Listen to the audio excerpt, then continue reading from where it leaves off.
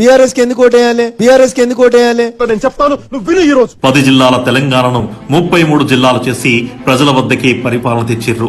రోజుకు 7 గంటలే ఉండే విద్యుత్తును 24 గంటలు సరఫరా చేసిర్రు. రాష్ట్రంలో 26 మెడికల్ కాలేజీలు కట్టిర్రు. 1,30,00,000 ఉండే సాగు విస్తీర్ణాన్ని 2,09,00,000 ఎకరాలకు పెంచిర్రు. 289 మాత్రమే ఉన్న రెసిడెన్షియల్ పాఠశాలల్ని 1000కి పైగా పెంచిర్రు. ఐటీ ఎగుమతులను 57,000 కోట్ల నుండి 2,42,000 కోట్లకు పెంచిర్రు.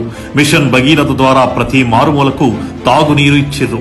24 లక్షల టన్నులు ఉండే ధాన్యం సేకరణను 141 లక్షల టన్నులకు పెంచిర్రు.